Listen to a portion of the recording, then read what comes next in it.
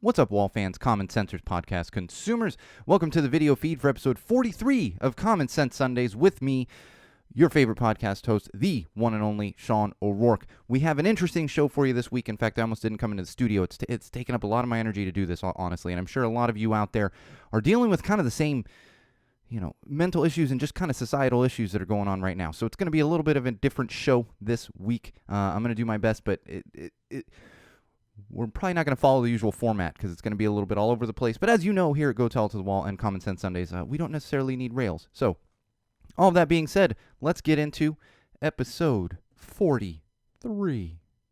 1, 2, 3, go tell it to the wall. Tell it to the wall. Go tell it to the wall. Tell it to the wall.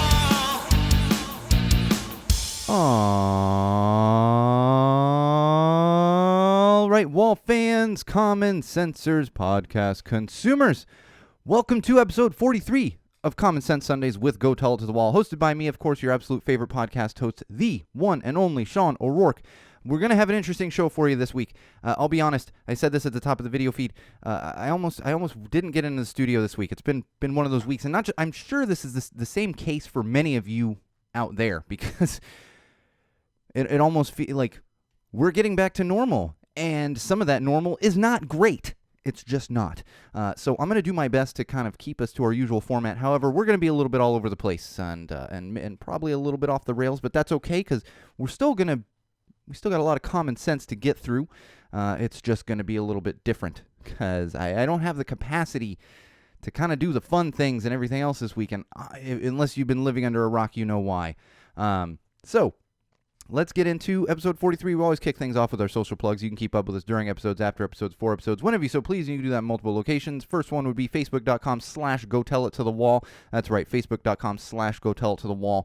Facebook just changed a bunch of page stuff and such a minuscule frustration in comparison to what I've been dealing with lately. However, big frustration on that. But make sure you actually go and follow our page now.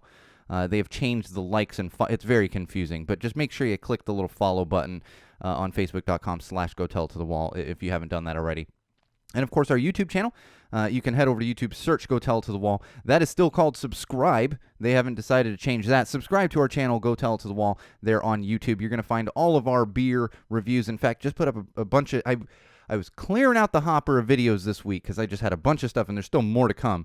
But we got a bunch of new beer reviews up there, some new common sense clips, some other great stuff. So make sure you're subscribed on YouTube and checking out all that stuff. That's also where our mental health playlists are, our parenting playlists, all that good stuff is all featured right there on YouTube. So make sure you're subscribed to our channel, and you'll get updated when new video content gets posted. That's obviously the home of all of our video content, including the video feeds that we do for all of these. Anyone out there that doesn't actually see the video feeds. And, of course, you can follow my own personal Instagram account, which is SoCalSean, SoCalSean, SoCalSean on Instagram. You're going to get some Go Tell It to the Wall content. You're going to get some personal content. I prefer to use Instagram kind of personally, and I use other stuff for professional reasons, but Instagram's kind of one of my scrolling through when I just want to, connect with people personally as opposed to, like, weeding through all the stuff that's on a lot of the other platforms. And, of course, most importantly, all-encompassing of those things I just mentioned would be SeanO'RourkeLive.com. That's right, SeanO'RourkeLive.com. You're going to find links to all those social platforms that I just mentioned. You're also going to find content on that site that you don't find anywhere else, exclusive photos, blog posts, all kinds of good stuff, and our Patreon campaign. Please help us out if you have the means to do so. We are definitely at a turning point right now, and it's kind of a... I don't know if turning point's the right word, but I'm looking into new concepts and stuff, but I need to make sure that we're going to have enough support to kind of move forward with those things. So if you like what you're hearing, you've been a fan for a while, please help us out on Patreon. Even if it's $1 a month, it helps to kind of keep things moving along here in the Go Tell It to the Wall studio. Additionally, you can also pick up some merch. So, and you do get little perks through Patreon, but if you just want to buy yourself some merch, some t-shirts, sweatshirts, mugs, whatever it might be, you're going to find the link to our merch website right there on SeanO'RourkeLive.com as well. I mentioned it's going to be a little bit different this week. I'm exhausted, and part of it is just my own personal mental health, and part of it is just what's going on in the world right now. The world, but especially our country. Like, before I really get into some of these things, let me just tell you, I got up this morning and of course I'm going through and I was debating even coming to the studio this week, this fine Sunday, and of course I'm on Twitter looking through some news stuff because I'm not an active Twitter user. I use it more for news, as I mentioned previously, and of course, why is Austin, Texas trending? Oh, great. So we have a shooting in Austin, Texas. I have family in Austin. I have a family that's been in Austin for a long time, and I have family that just fucking moved to Austin. So that was my fun morning on top of everything else I've had to watch on the news and see on social platforms for the past, really 2 weeks, but the past week just feels like it's out of hand. I mean, I came out of the studio last weekend to the news there in Minnesota. Brooklyn, I'm blanking on the name of the town, but you know what, the 20-year-old. It's just been nonstop since then. Anyway, that's been my day. So I'm going to do my best to keep some of the light stuff in there. I'm going to give you a little bit of an update. The poll is basically in on the dyeing of the hair. I know it seems like blue was fairly prevalent. Here's the thing. We also have very antisocial wall fans out in the world. Ones that literally do not like to use social media. We actually have quite a bit of a fan base that doesn't use social media. Some I know personally, and some will literally reach out to me via the website because they don't use the social media platforms. They're doing that. So they're either, personal friends of mine, longtime fans that have become friends, and we communicate through email, or they're casual listeners, and we actually get more feedback through the site than we do on social platforms, which is really funny. I think it's also just our demographic is not a huge social media using demographic. It's just how it is. So it seemed like blue could be prevalent. And I'll be honest, Tom, I saw, and some of those were carrying a little more weight. Our producer, Bridget, her vote was for blue. One of our patrons, Tom, his vote was for blue. However, there was some other votes for another color, and those votes did include one of my sisters. So she carries a little bit more weight with it as well, among many others. So it looks like it's going to be purple. If anyone out there thinks that's just a horrible idea, send me a message. But right now, it looks like it's going to be purple. Probably doing that in the next couple weeks. I'm debating if I'm going to wait for my next haircut because I have my wife cut my hair every 3 weeks, and I'm only a week into this haircut. So we'll see how that happens. But most likely going to be purple. And it's interesting.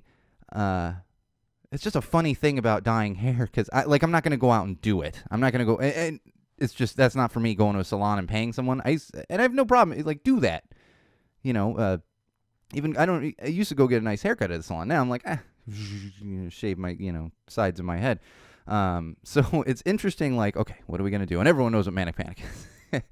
That's the stuff, man. I've used that. I used to bleach my hair, and I'd also used a red version of that back in my very early 20s when I just kind of throw it in my hair. Ha, ha, ha, ha.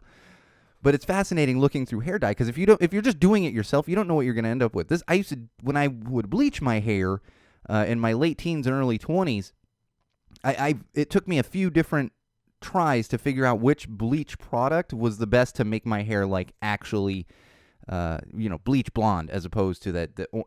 If you have very blonde hair, you've probably dealt with ending up with close to orange hair as you're trying to bleach it, and that's what happened to me. So. All that being said, now I'm sorting through, and luckily there are websites that are if your hair looks like this, it's going to make it look like this, because otherwise I just be I don't know what's happening. So stay tuned on that. Official Go Tell It to the Wall hair color? I don't know. I mean, we do have purple is one of the Go Tell It to the Wall colors, as well as green. And now that we've moved past that, let's get into some ridiculous digital trends. I want to talk about this, and then we're going to get into a couple of things very serious, and I want to put a personal spin on this without taking away anything from the actual people involved. But before we get to there, I've noticed something that's been trending for a few days now on the social platforms, and that would be Mcconaughey, as in Matthew Mcconaughey, the actor from Texas. All right. It'd be a lot cooler if you did. I know he has other quotes, but that's really... that's his best role, in my opinion. There's the Samuel L. Jackson way. Yeah, I can't have the capacity to get into that. But he's trending on Twitter, and there's a reason that he's trending. I was like, what? Why is McConaughey trending on Twitter? And I see quite a bit of him because I was a Texas Longhorns fan for a long time, and he's a big fan. I would see him at events, at games, Longhorn games, the big, the bowl games and stuff that I would go to. So I was like, oh, something. No. And it did have to do with Texas, just not the University of Texas. Apparently, people think that Matthew McConaughey should run for governor of Texas. Run for governor. Now, I get it. I get it. People are like, we need to put people out there that we like. And here's the thing. I always say you can't trust politicians. You can't trust someone that grows up and wants to create a career in politics. Like, they're dishonest. I don't care what side of the aisle they're on. They're dishonest. Like, who the fuck really wants to do that unless you got a little bit of greed and dishonesty in you? Or power hungry. Think about those things. So I see the appeal of this. However, you can't take an actor. He's an actor. I'm sure he's very intelligent. He's an actor. And make him governor of one of the largest states in the United States of America. Let's think about that, Wall fans. Think about other times where an actor became the governor of a state. Got Ronnie there before he became president. And he got the Terminator. Neither of those went well. So as much as I say, like, well, you cannot trust a politician, you can't. You can't trust a politician. You also have to have some experience in running a state, running government. You can't just, like, I wouldn't even know where to start. And neither does McConaughey. He should not be the governor. But of course it's trending. Let's see what happens. I hope to God he doesn't end up being the governor of Texas.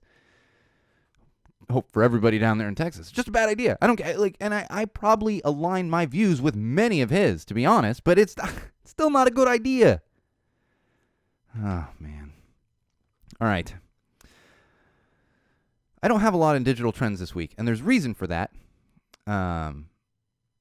It seems that it's been nothing but mass shootings and police shootings. That's all that's dominating the digital platforms for the past few weeks, but the past week especially. Just one thing after another. Starting with the young 20-year-old man who was murdered by police. A week ago today. And of course we have these conversations where people like to have hindsight, and they're like, well, he shouldn't have resisted, and all this other.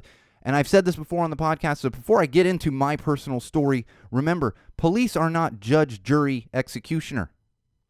Even if the person's guilty of a crime, they shouldn't be killed while being arrested. Obviously, if they're actively shooting at police, yeah. And my favorite thing is everyone pulled up this picture of him with a gun, and they're like, oh. First of all, it's a twofold with this. People said he was wanted for illegal gun possession. His warrant was actually for marijuana. Do a little bit of research on this one, boys and girls, ladies and gentlemen, boys and girls. It was for marijuana. Marijuana possession. He needed a bench warrant because he failed to appear in court for a misdemeanor for marijuana possession.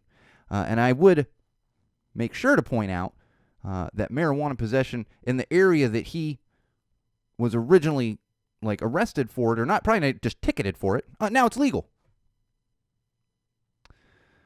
So this young man was murdered for a bench warrant over something that is no longer illegal. Didn't have anything to do with the gun. And on top of that, all you assholes out there that are like, oh, he had illegal firearm. The Venn diagram of that is amazing, of the people who are like, no gun regulations. As soon as a person of color has something with a gun, oh, see, illegal. He's got a gun. This is just the tip of the iceberg of the week that I've had. And this got me thinking. I've told this story before on this podcast, but I think it's important to reiterate. And then I actually remembered another story that was personal, but not necessarily strictly involving me. But if you want to talk about white privilege and being pulled over by the police, because that was a big thing that came up this week, and people were discussing how most white people aren't asked to get out of the car the way some people of color are asked to get out of the car. And that reminded me of my story, because people are like, no, I've never been asked to get out of the car. And I remembered being 18, driving through Poway, which is kind of my hometown. I grew up in San Diego. And I was pulled over. And I knew there was no reason for the sheriff to pull me over. And he actually said to me, don't get out of the car. He said, hang on, don't get out of the car. So what I did is I opened the door and I got out of the car. And what did I do once I got out of the car?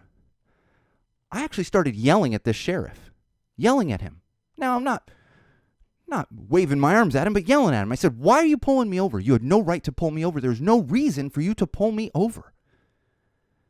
To which he said, well, you were hugging the left side a little bit. And I said, hugging the left side? What does that even mean? And I continued to yell at him, and I'm yelling at him. I mean, I had 2 or 3 other friends in the car, at least 2. I'm failing to remember if the third friend in there, because we were driving from one friend's house to the other friend's house. So I know those 2 friends, but usually we had 1 or 2 of these other friends, kind of part of our little crew there. They'll tell you this. I yelled at him. I said, no, you had no right to pull me over. And after I was done yelling at him for a couple minutes, he said to me, okay, I'm sorry, sir. I just have to make sure people aren't drinking and driving around here. And I just wanted to pull you over and be sure. And I said, I'm not drinking and driving, and nothing I did made you think you should pull me over. He again apologized to me. I got into my car and continued on my way. Here's the fun part about it that I don't think I mentioned. Don't know that I mentioned both of these things when I originally told this story. We were breaking the law. I was technically breaking the law.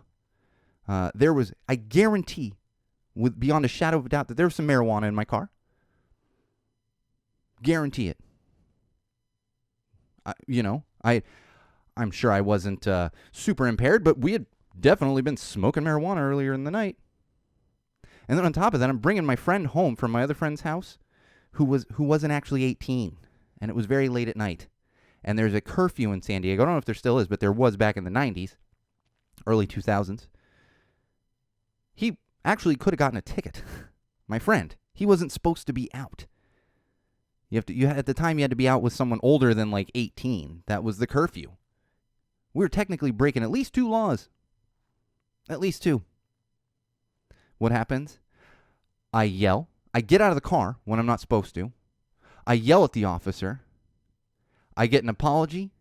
I get back in my car, and I drive on my way. That is white privilege to a T. No question about it. And it's not fair. And if you can't look at those things and see the differences, there's no hope for you. And you're never going to see things with common sense.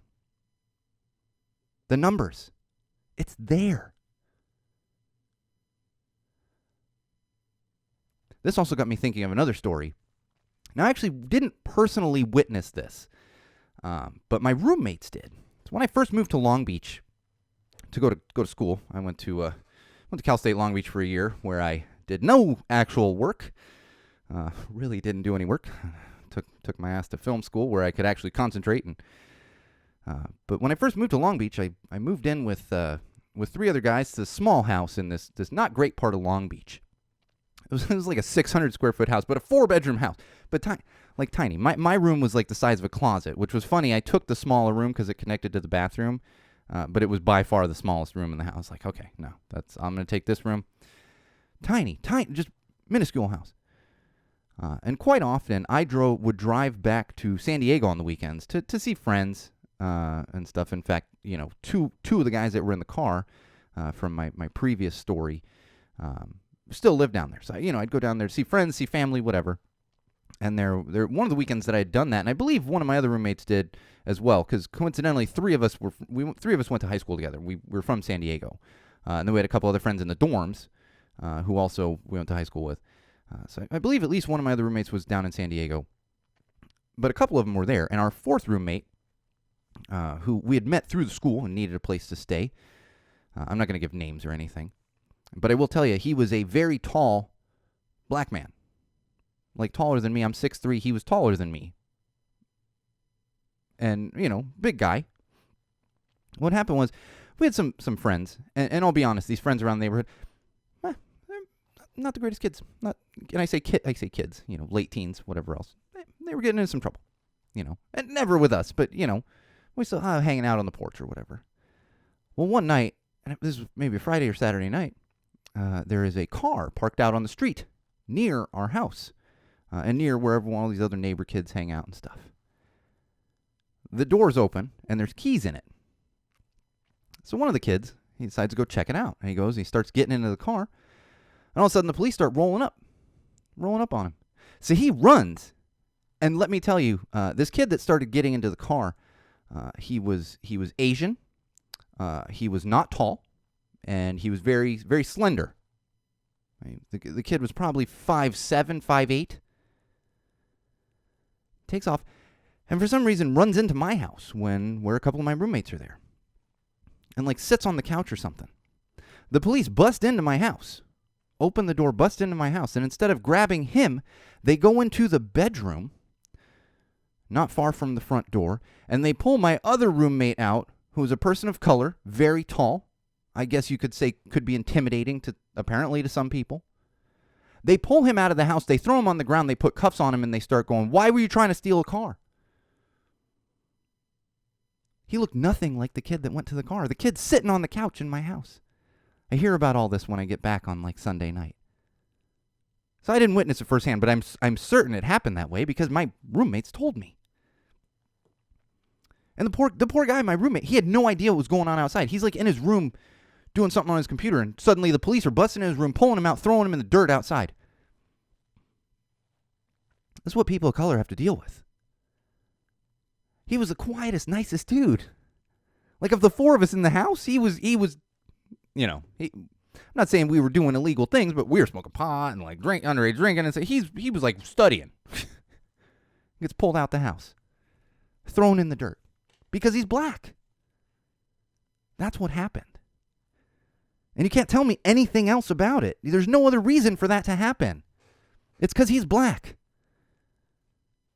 He looked nothing like the kid that ran away from the police. Nothing. Not even the same size. No excuse there. All right, before we move on, I just want to, I'm so exhausted from all of this. Police murdering kids. Don't even get me started on the Chicago. I can't even think about the Chicago thing. I couldn't watch the video, especially as a father. Couldn't watch it. It's disgusting. But I do want to mention one positive thing on digital trends. And I think people are realizing this more and more. And Facebook is actually, they put together some ads here and there about it. And I wouldn't say this necessarily just pertains to Facebook. And I've kind of hinted at this before. But I have found a new enjoyment for Facebook outside of just professional stuff like I use for the podcast. And that's groups. And Facebook groups, Facebook pages. And also kind of aligning yourself with people that you have things in common with. For me, it's music a lot of times. I'm in a couple dad groups and a couple of punk rock groups, ska groups, all this kind of stuff. You can create these groups and these chat rooms and everything else, and it can be very positive for you. I know there was that whole social network thing that came out, and I had so many friends who are like, I am deleting Facebook. And trust me, the other day, Facebook would have been deleted if not for my wife. She's the only one that stopped it. I was about to delete Facebook. But there is that positive side and connecting with friends. And I've connected with a lot of people over the past year, even with the pandemic. And some of those in the digital space I may have connected with anyway, but we've all been kind of forced into that for the past year. So even when you're kind of down on Facebook, social platforms, keep that little bit in mind, because there can still be some advantages to it, for sure. So keep that in mind. All right, some COVID updates. That's right, COVID. Feels like we're getting close, and then it doesn't. It's funny. I wake up and I look at the news, and it's like, oh, we're doing so great. And then it's like, we're doing bad. We're doing so great. Well, all right, which one is it? We're just kind of, okay, all right. And that, of course, has to do, which we'll get into here. But I will say, I am now fully vaccinated. I got my second dose on Wednesday. It was fantastic.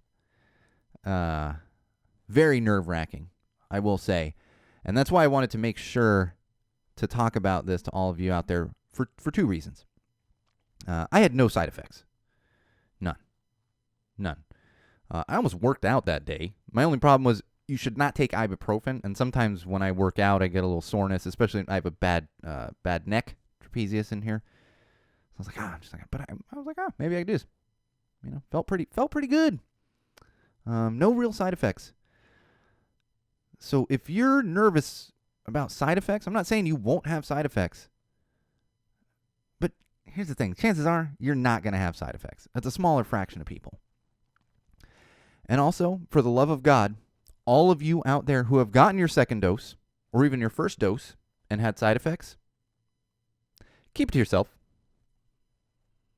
Nothing positive comes from going on social platforms and saying, holy shit, I thought I was going to die. I mean, text your mom or your dad or your friends. Tell them. Nobody needs to see how rough it is for some people. They don't. That ramped my nerves up so much. It wasn't even funny because people post, that second dose. Oh, man. No, stop scaring people. No good comes of that. None. And just get your vaccines. I mean, for the love of God, just do it. Do it. I hate needles. I hate needles. The COVID vaccine needles are, it's better than a flu shot. So don't be nervous about that either. Although, of course, we had the Johnson & Johnson vaccine pause. Unfortunately, and I would say don't let this faze you personally. That's the thing. I think they're doing their due diligence by pausing this, which they should. We have science and medical experts for these things. But don't let that get you down. Just move on to another vaccine. In fact, I saw people posting. They were like, I was supposed to get the Johnson & Johnson like the day that it got paused. And pretty much everyone I saw posting was like, oh, no, I'm getting the Pfizer now. I'm getting the Moderna now. So don't let that get you down either. And I will say, as I said at the beginning of this topic, it looks like COVID numbers are dropping in areas. Los Angeles is one of them. Yesterday, we had the best numbers since the very start of the pandemic here in Los Angeles. Now, of course, some communities aren't doing well at all. I know they're having a lot of trouble there in Michigan. And geez, the news out of Brazil, it's very sad, and it's just maddening because you want to help. There's nothing you can do. The most I can do is yell at a wall and say, "Get your goddamn vaccine."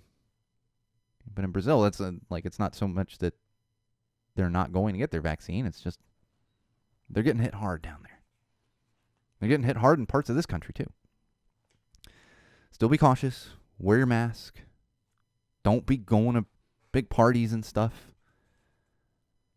We'll get there. All right, mental health.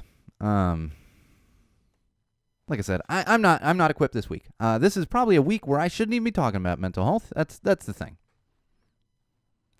Because I am not equipped to. I'm not equipped to even talk to myself about mental health right now. I've had to stop myself a few times this week.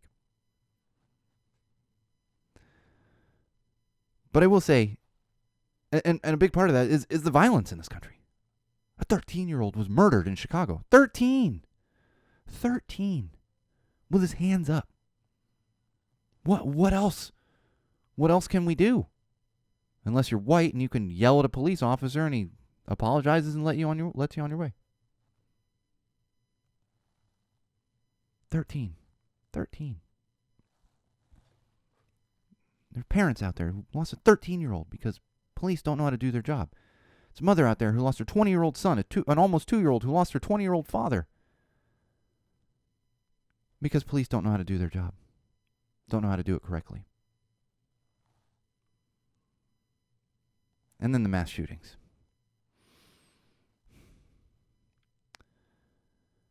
For me, it hits extra hard because my OCD puts me into a bad place and I get terrified. And I say, my kid is never going to school. My kid's never leaving his house and I can't do that. You can tell when I can always tell when I'm having an intense show. I'm very animated, but I basically start stabbing myself in the palm. And you can see the mark in my hand. Tangented there. But I get terrified as a parent. But then on top of that, every time this happens, every single time, they deflect gun reform and gun control and gun laws and gun safety. They deflect it to what? Mental health and mental illness. Now, Wall fans, as you know, I am a huge proponent of having more mental health resources in this country, more mental illness resources in this country. It's vital. However, we can't deflect at times like this. That's all it is it's deflection. And what's happening is people like me and many, many, many others out there who have lived their entire life with mental illness and have then learned to work to destigmatize it. When this happens, it gets re-stigmatized. We get lumped in there.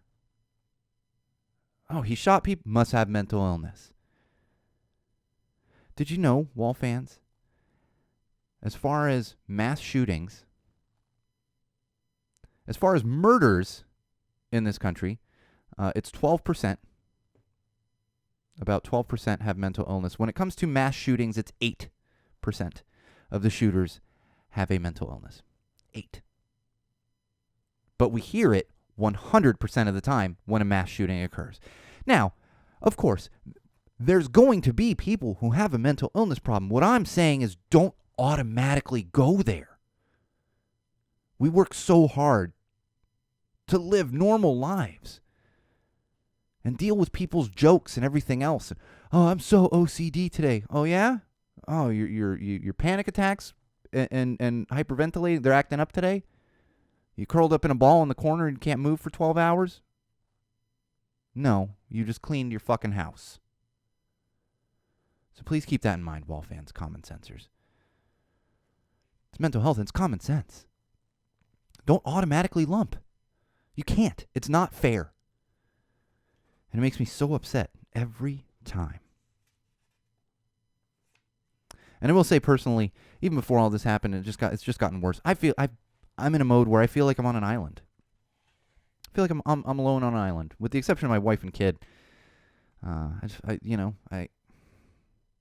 part of that's the pandemic, and part of it is just my own mental health at this time, and that's why it was a bit of a rough week getting in the studio, because when I'm down on my mental health and feeling like I'm on an island and there's not a lot of support for things out there, it becomes very tough personally for me to get through these things. Absolutely. All right. You know what? I'm gonna try to lighten it up a little bit for the rest of the episode, and I think we can do that. And thank you, all of you, for just. I know sometimes we have these episodes, and I don't know what to do with myself. And I had to wear a hat today. I was like, I don't even want my hair showing. Just in one of those modes, man. All right, parenting. I have a 4-year-old at home, as you all should very well know by now. She had never had a haircut. 4 years of growth on her head. And my kid was born with a full head of hair. Like, not flowing locks, but full head of hair that never, sometimes kids are born with a full head of hair and the hair falls out and then the new hair, nope, full head of hair just kept growing off of that. Growing. It's become a pain in the ass brushing her hair. So finally, my wife hit her breaking point and was like, we're cutting her hair. And now, it's not easy to go out and get a haircut right now, so my wife just decided we were going to do it at home, which we did. And kudos to my wife. She did a fantastic job.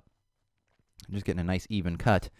And kudos to my daughter, who was really a champ through it. And it was challenging because it was like, you got to be still. And I basically have her sitting on my lap, like facing me, so that my wife can cut her hair in it. And she's just kind of like, I don't know. She's pretty calm, but she was also, I think if she wasn't able to kind of grab onto me, it might have been a little bit extra going on there. But now, thank God. Because that hair was out of hand. And now it can be brushed and everything else. And I got a fly going around the studio again. It's that time of year. It's spring. And somehow you open the door. And I live in this, like, not in the city, but very urban, close to the city. Like, I'm not out in nature. You open the door for 2 seconds, fly in the house. Jesus Christ. But thankful for my wife able to do that. And first haircut in 4 years. 4 years. And I will say I'm very proud of my kid because she had heard about sick kids needing hair, like for wigs. And it wasn't enough, but she was so concerned with giving her hair to a sick kid that needed it. I was like, oh, the compassion of kids. If we could just keep that. We also had some successful butterflies. As I've mentioned, we were doing the caterpillar thing. They all got into their chrysalis. We had butterflies for a couple days, and we were able to release them 2 days ago. We had 5 butterflies 2 days ago, released them. 4 of them went out. One of them decided he was going to stay in there for a little while, which was funny because this came up. This is the introvert extrovert thing, and my kid's asleep, and we got the one butterfly still in the little enclosure. She's like, "Oh, he must miss his friends," and I was like, "Hell no, he's happy that everyone's gone. He's got the place to himself." And my wife looks at me and she's like, "That's the difference between you and me, and introvert extrovert." I was like, "Yeah, pretty much." I'm like, "Yeah, a place to myself," and she's like, "Oh, I miss it." Yep. So I highly recommend that if you can do the caterpillar. It's so easy and it was cheap, and it's fun for the kids. Do the caterpillar. Just get the caterpillar kit.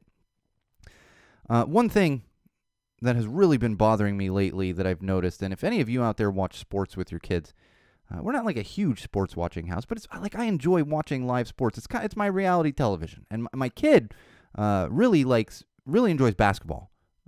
Basketball and hockey, those are kind of the two, probably because they're moving around constantly. She likes some baseball, not as much as the others. So I like to put on a game, now and then. And it's gotten to the point where I can't watch a game with my kid anymore. And the reason is the commercials. And I think we need to do something about this. I'm not saying there should be no commercials. It's just, maybe let's not have a Walking Dead commercial in the middle of a basketball game at like 5:30 on a Saturday.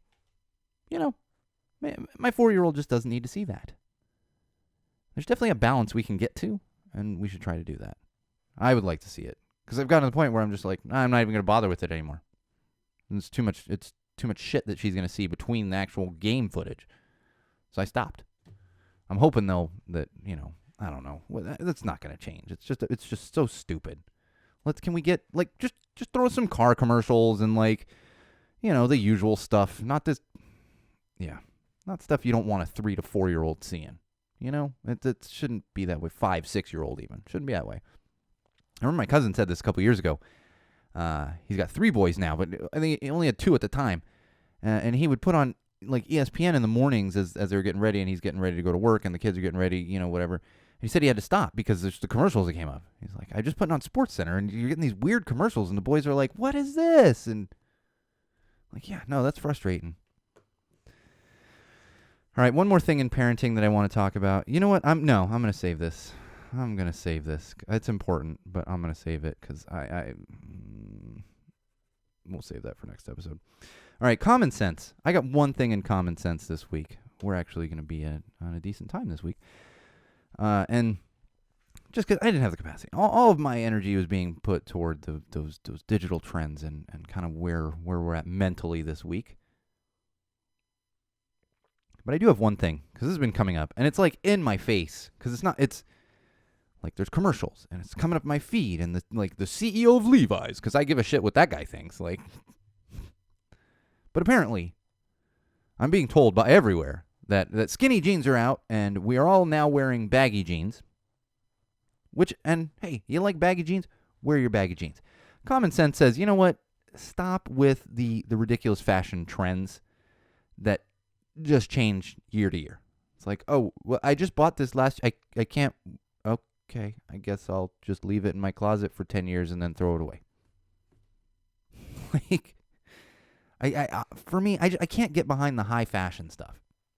Now, there's obvious things. In fact, I was joking with my sis the other day because we were talking about fashion, and I'd said, I was like, I don't wear skinny jeans, but I wear jeans. I wear slim jeans, just kind of the way God intended. I don't know.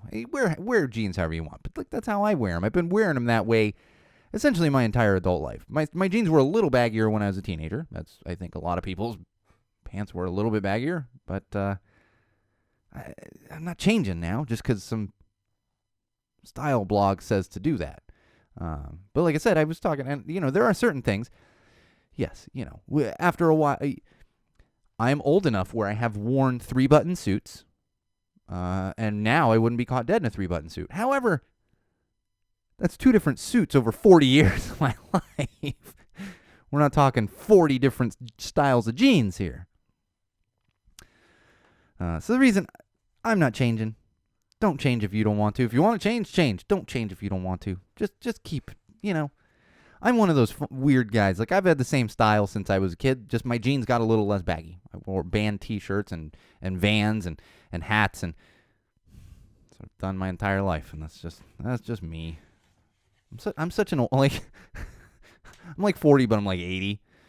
I rotate from like 12 to 20 to 40 to 85. Like, I'm, depending on my mood, I'm one of those ages. Oh, man. All right, we got some entertainment news. And this one makes me incredibly sad. The great Julian Edelman, New England Patriot, my favorite football player by far currently. Really, ever since he came into the league, my favorite football player. Love the guy. I've got a Julian Funko Pop behind me here. It's the only sports Funko I've got is Julian Edelman. Love Julian Edelman. And I will always, always, always remember fondly, yes, there is a Super Bowl 2016. If you follow sports at all, you know what that was. But for me, it was all about 18. My kid was 2, and we ended up watching the Super Bowl, just the two of us, 2018 Super Bowl, just the two of us. That's when Julian was MVP. My wife had a friend in town from college, from out of town. They went over to their other friend's house that lives on the other side of town here in LA and to watch the Super Bowl, and I said, no, it's a Patriots Super Bowl. I want to watch it at home, so I'm going to stay here and watch it with Zoe. You go have fun. And that was the day that my daughter learned to cheer Julian throughout the game. So when I saw this news the other day, I wasn't devastated. I'm happy to have been able to watch the guy play. It's just one of those sad things. And now, of course, the other thing is I was not in a good place, and I haven't been this past week. So when he retired, I just kind of.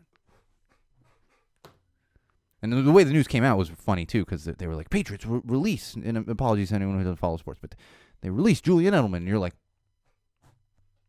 what? But then we find out it was basically classy move on the part of the organization, because if they hadn't released him and he retired, he would have got less money. But by them releasing him and then him retiring, the Patriots actually had to pay him more money. So good on the Patriots for that. Gonna miss you, Julian. Always will have the fond memories, and good luck with whatever comes next. And that guy's gonna kill it, whatever he does. He's an extremely intelligent person. He's a very compassionate person. So I know he's gonna see big things in his future. Shameless, yep, that finale. I mentioned it last week, but I had a chance to watch it. It's well done. It was well done. That's the thing with finales. There's one exception, it's Mr. Robot. Nothing's ever going to be perfect. It's just not. And I thought it was well done. Took us through the emotions. But it was very open-ended. And I'm not going to spoil anything. It was very open-ended. But I went to look, and there's no spin-offs planned. It's like, oh, okay, cool. I kind of want to know what's happening. Can you give me like just write a book or something and tell me what the hell happened, what they did next? Because we didn't really close that up. Closed up one character, really, like, obviously, and I'm not going to give you spoilers, but I will tell you, as you probably know, there's a very sad part in it, and because of feeling like I'm on an island, the way that sad part, if you've seen the Shameless finale, that was rough, man. That was rough for me personally. I was not doing well on that one, gotta be honest. But check it out if you haven't yet. And if you've never watched Shameless at all, go watch it. It's on Netflix. So you can watch. You'll eventually be able to watch all of it. The stuff that just aired, I'm sure, isn't on Netflix yet. But eventually you'll be able to watch all of it. Let's see. I'm going to save that. I'm going to save a couple things here, Wall fans. I don't know if I mentioned they were having a sale like a month ago, Barstool Preachers. My order finally came through, which is always funny. I know this, but when I see certain things, like I pick up the package and it has a date on it, and it says 6/4/21, and I'm like, I got a package from the future. And I went, oh yeah, this came from the UK. So for those of you who aren't aware, if in the US we put month day, in the UK they put day month, so it was April 6th. But to me, for a second there, I was like, oh, this is from the future. Obviously, it wasn't. But I got my picture disc. It's a thing of beauty. If you get a chance to pick one up, pick one up. It's definitely one. It's probably the best vinyl. Well, it's the best new vinyl purchase I've ever made in my life. I mean, I do own Uncle Remus Sings the Blues on vinyl that I found at a thrift shop for like 25 cents. I don't listen to it, but that's a pretty epic find. It sits in my collection because Disney probably wants to burn it.